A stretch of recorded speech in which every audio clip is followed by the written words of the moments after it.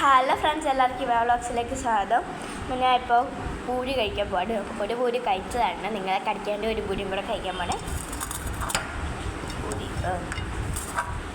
പൂരിയും potato കറി നമുക്കൊന്ന് കഴിച്ച് നോക്കാം.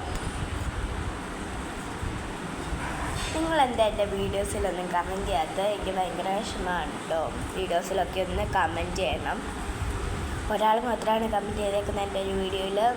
എന്ന് വെച്ചാൽ എൻ്റെ ഡാഡിയെ കൊണ്ട് ഞാൻ തന്നെ കമൻറ്റ് ചെയ്യിപ്പിച്ചതാണ്.